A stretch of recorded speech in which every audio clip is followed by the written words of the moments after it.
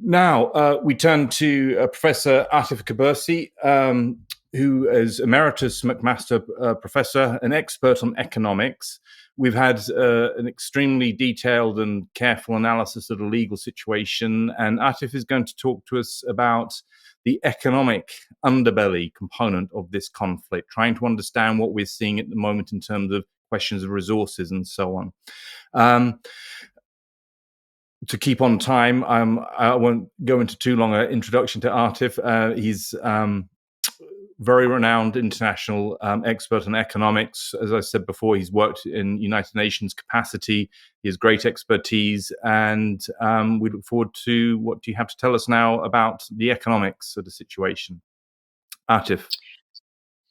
Thank you very much, Piers, for your kind introduction. I'm delighted to be part of this distinguished panel here. And I see that my presentation is quite complementary to what Professor Fogg had presented. The issue here is that the events that happened October 7 and the justification and the reactions call into question some of these events in a way that why did they happen? Why did they happen the way they did? How could a country that has such a sophisticated, advanced technology and is very concerned about its security would allow something like this to happen and for the reaction to take so long to come forward? And then the scale of the reaction and the onslaught and the incredible toll on the civilians, particularly children and women and old people. The issue is definitely, as Professor Fogg had mentioned, it's part of that Zionist attempt the Zionist attempt to try as much as possible to complete, so to speak, the Greater Israel project and to expand and get to grab more land. And then the declared objectives that we have to dismantle Hamas for the sake of security of Israel, and we have to liberate the hostages, and we have to make sure that no future scale attempt of the sort would ever happen. These are the declared objectives. But then how would you explain this incredible carpet bombing, this huge reaction, this heavy toll, the like of which we have never watched, have never seen? Even Dresden did not suffer what Gaza has suffered.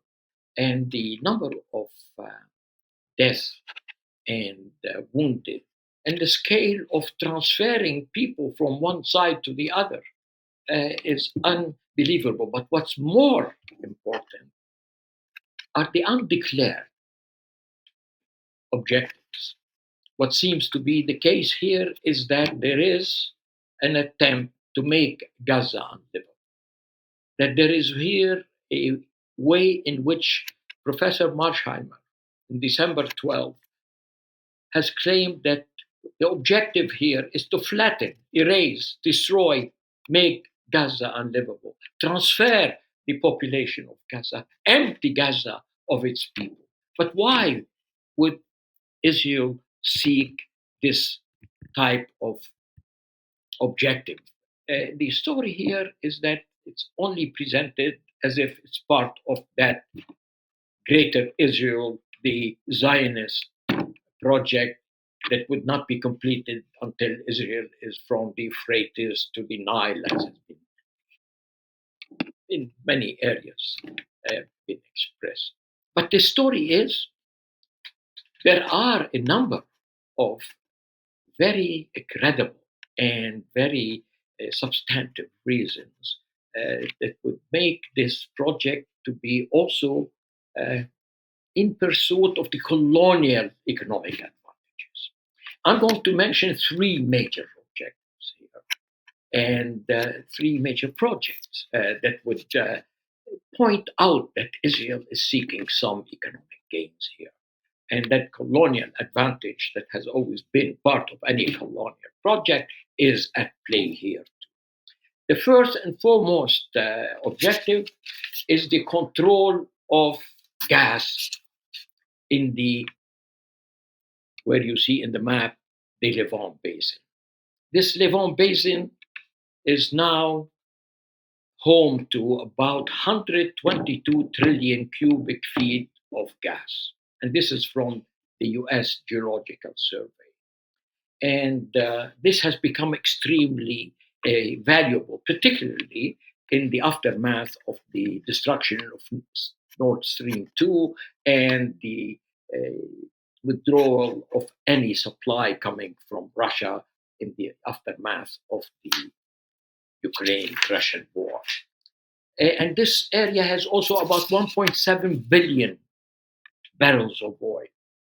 And it's a shared resource. It's shared between, as you can see, between Egypt, Palestine, Lebanon, Syria, Cyprus. And in this respect, one would have expected that this shared resource would be one that would be managed collectively and in the interest of the collective number of countries that are riparian to this. There are some very important characteristics about gas and oil and about energy that are really quite serious and fundamental here.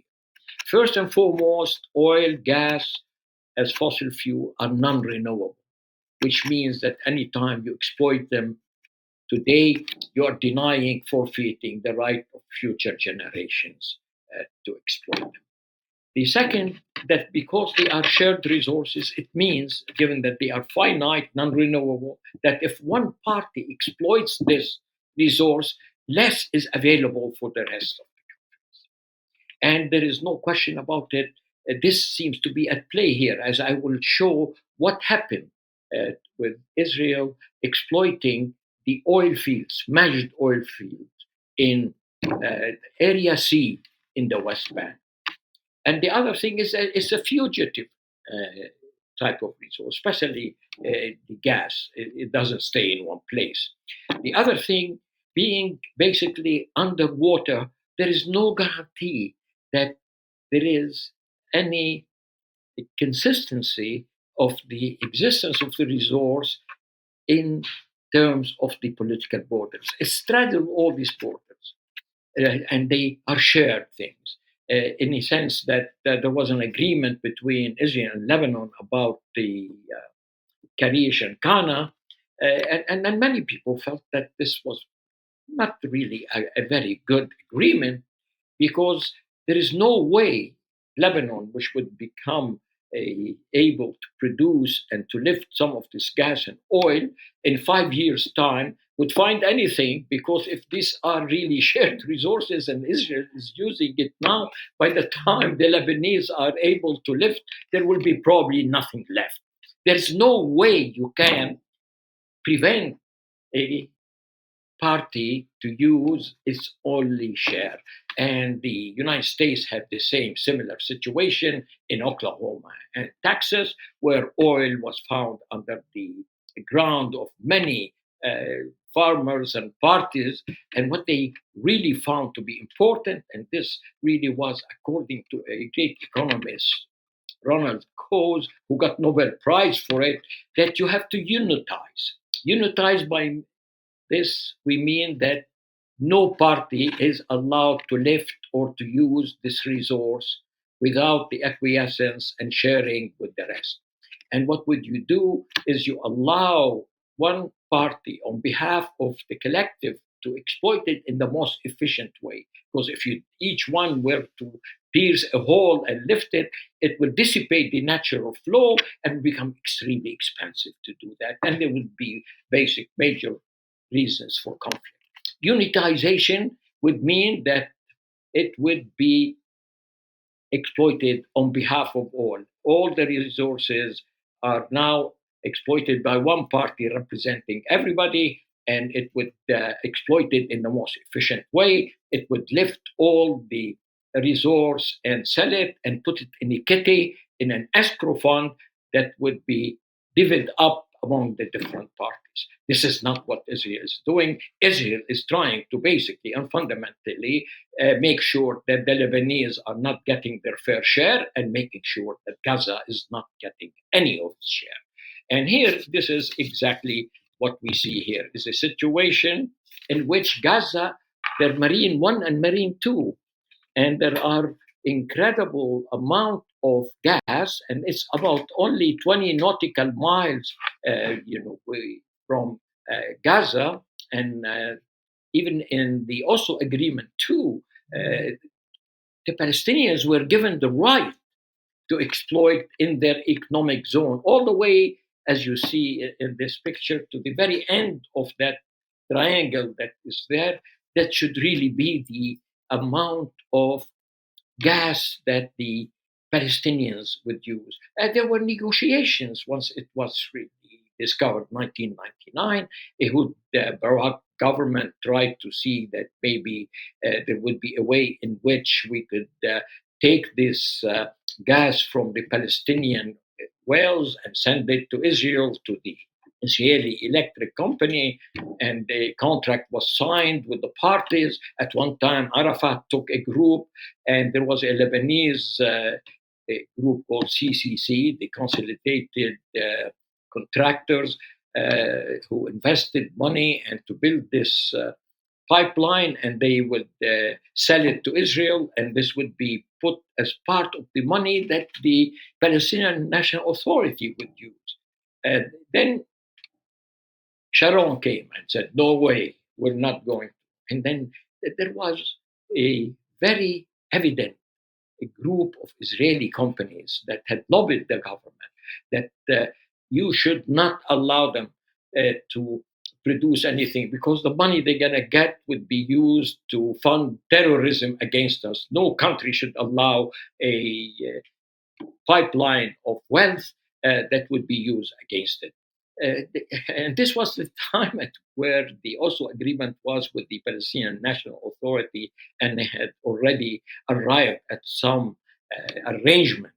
The story of the negotiations, and they are detailed in my paper, and I will put it really available for anybody to look at it, suggests that Israel was trying basically fundamentally to deny the Palestinians from any use of this resource, in much the same way it denied the Palestinians the use of their oil, which was in Area C of the West Bank, which many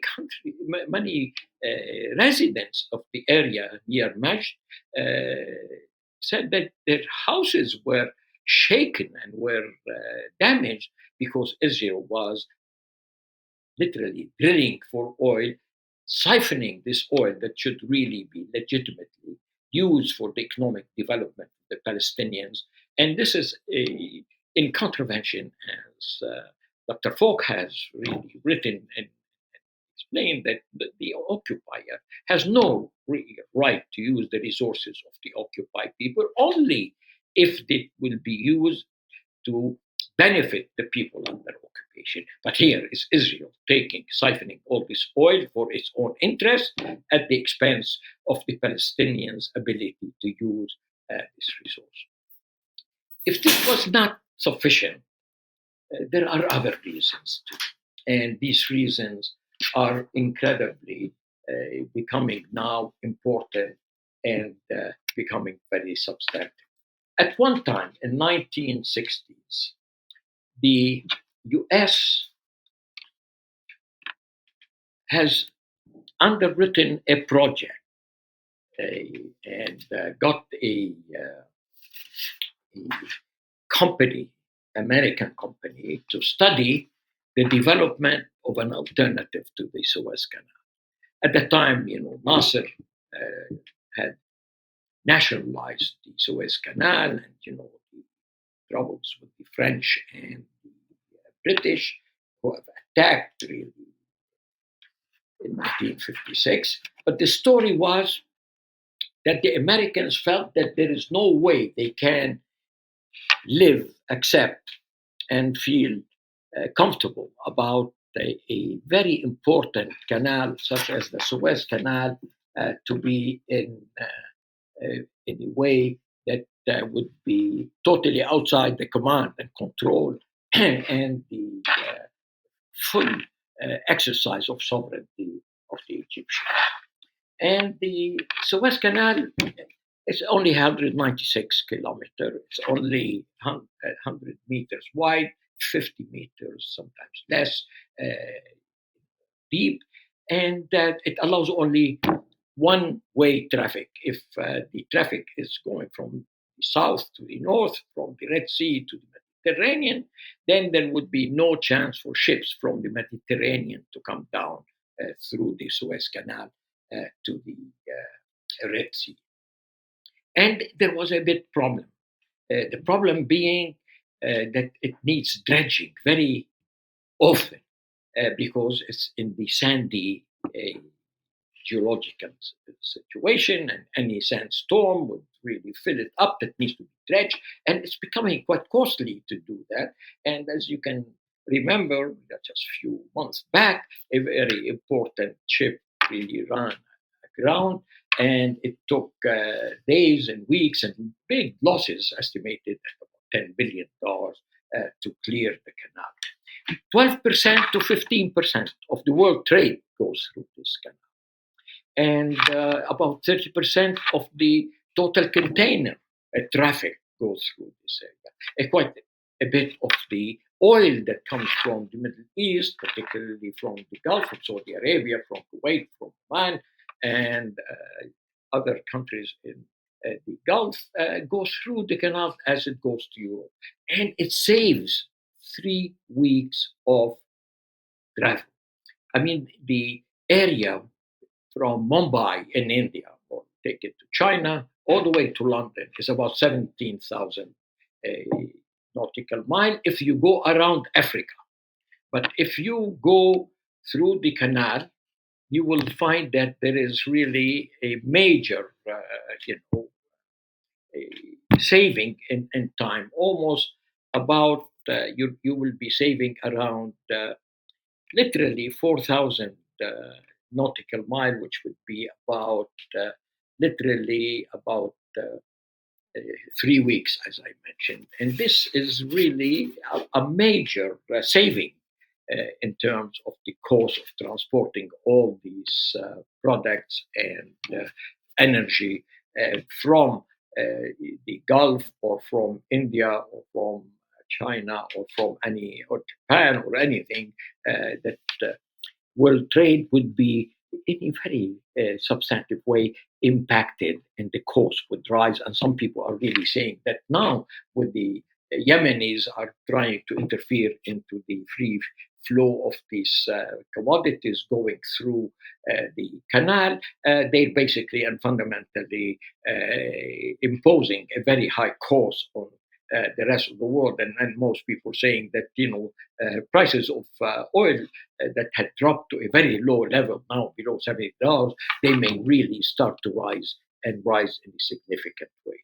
The Ben Gurion Canal that was conceived in the 60s, then lay dormant, and then all of a sudden the Israelis now are saying, look, we're going to build this Ben Gurion Canal, and it's going to be 200 meters wide, which means would allow two-way traffic. It's going to be deeper by about 10 to 15, and maybe some people could say it's about 50 meter, another 50 meter deep, and this would allow much larger, the largest ships that are now unable, particularly for the Americans and the Imperial West, to have a free flow of their aircraft carriers going through.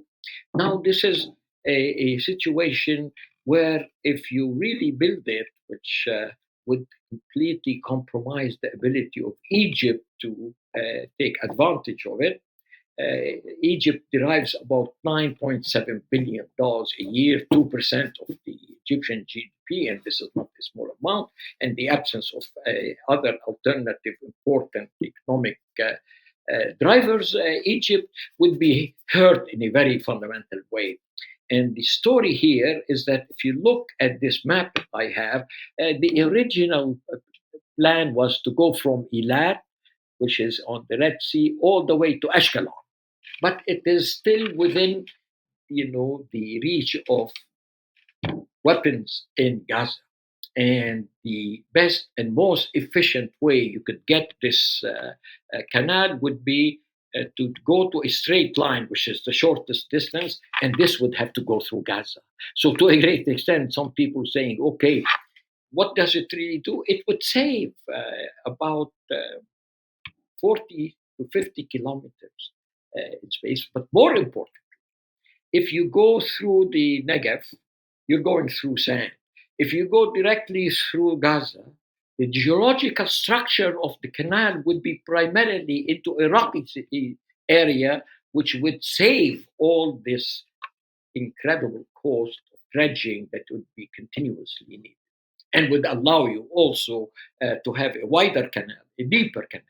And in this respect, there is really a very serious threat that would be presented by this canal.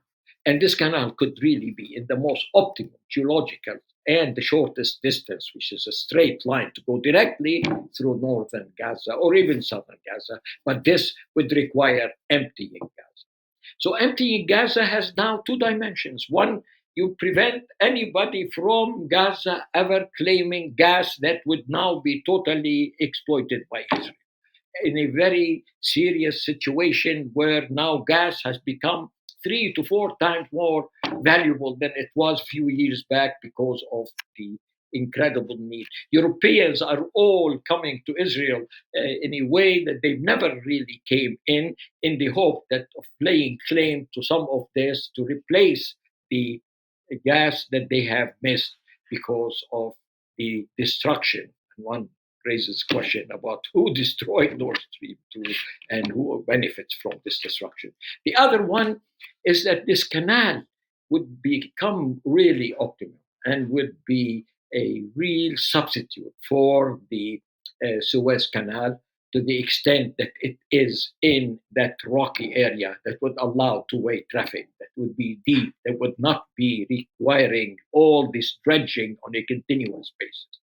If these two are not enough to empty Gaza and to explain why the Israelis have been very adamant about making Gaza unlivable, destroying all the housing infrastructure. I mean, one of the ministers have suggested that now when we finish, we should not allow the Gazans to get to a single commodity that would be required for reconstruction. We should make sure they cannot reconstruct, because what we really want is them to leave. And it would be, this is the farce, a voluntary departure, because they don't have any homes and things. But hey, when you control the borders, you control access of everything coming in. That is really the genocide that Professor Falk was talking about. This is basically the intent of the Israelis, is to make Gaza an empty space, to make it unlivable, to make sure that people are driven out. They have already, before yesterday, Israeli delegations went to Rwanda and went to Chad, trying to persuade these two countries to accept massive transfers of Palestinians, promising them money, promising them weapons, promising support in any shape or form that would allow these to accept this transfer.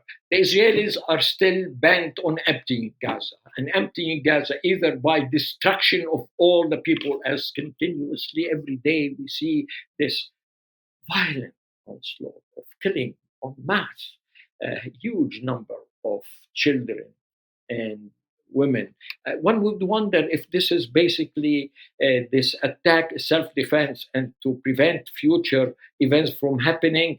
There is no question this violence is sowing the seeds of future violence. The only one certain aspect about violence, it breeds violence.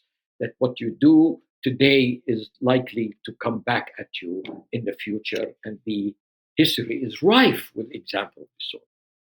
If these two projects are not sufficient reason to explain why the Israelis, they have not declared it, but they have sought this and continue to be adamant about occupying Gaza, emptying Gaza, erasing Gaza, making it unlivable so that it will become a very safe place for the Israelis to prevent them from using their gas, prevent them from obstructing the most efficient possible way to replace the Suez Canal. There is the third one that's coming also, and this is also playing into the hands of the Americans and the empire. The Americans are adamant on creating an alternative to the Silk Road.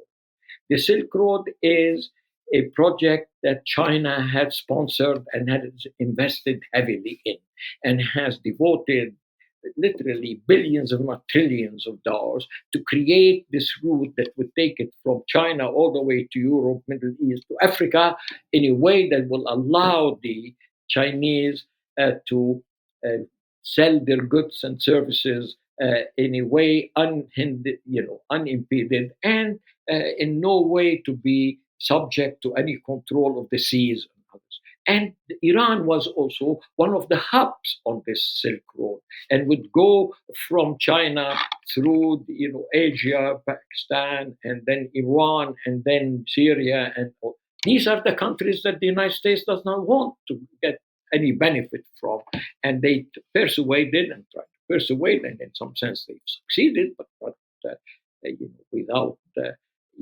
some doubts about this, that there will be now a multimodal connections between India. It goes all the way to Dubai, from Dubai to Israel, Israel to Europe, bypassing Iran, bypassing Syria, bypassing Egypt, bypassing many of the Arab countries. And then why would the Israelis go on such an expensive one? It's because it's underwritten by the Americans. The Americans seem to completely have an open hand when it comes to Israel. At one time, and if you think I'm exaggerating, our friend Mr. Biden said that investing $3.6 billion, this is only the one amount of money that's given to the military, is a gilt-edged investment.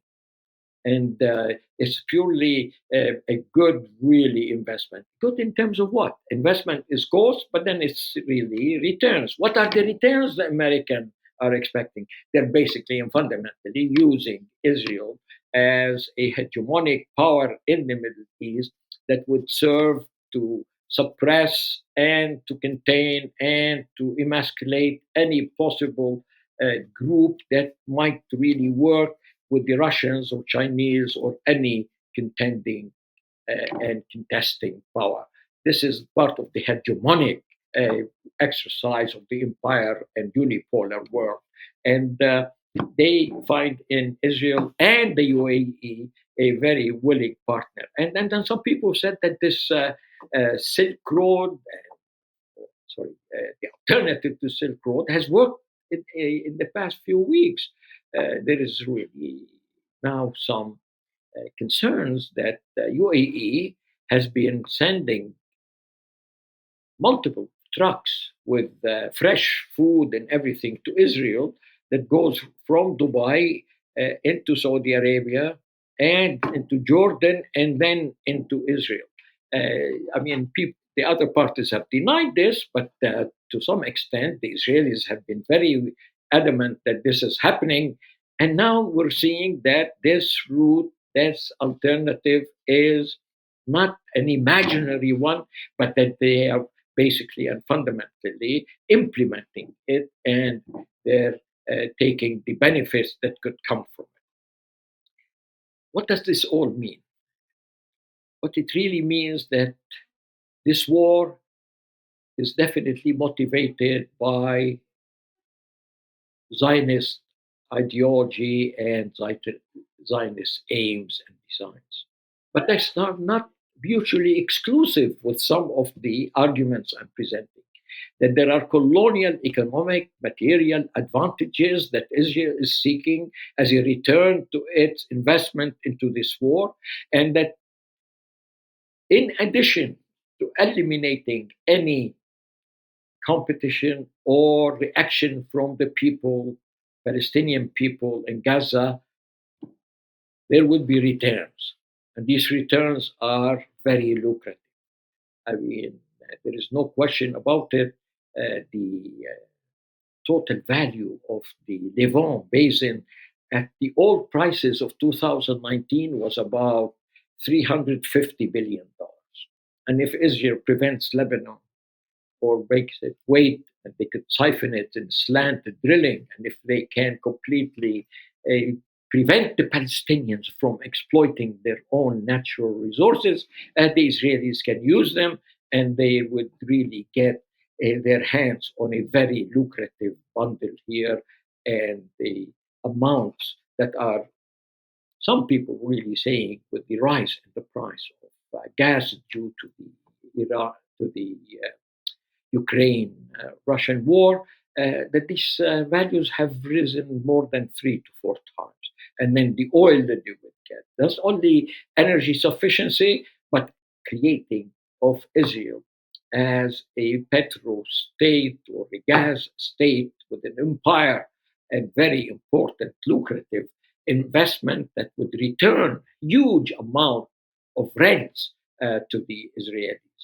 And if this was not sufficient, then add to it the Suez, the alternative to the Suez Canal with maybe about 10, $20 billion in terms of shipping fees and the control on being a major power that would connect the Red Sea to the Mediterranean. And if these two are not sufficient, let's go to the third one, which is the alternative to the Silk Road, undermining the capacity of the Chinese to supply routes all the way through Asia to Europe and to Africa. In a way, Israel has positioned itself by emptying Gaza as a major economic driver and hegemonic control over trade routes that would serve the empire. Thank you very much. Essential economic or resource analysis of what's going on is so particularly essential because so much of the kind of mainstream popular discussion of these conflicts is purely in terms of identity and so on. And the economics is always sort of hidden from view, certainly for a large section of the public and so on. So I think that's extremely useful. Thank you, Atif, for that presentation.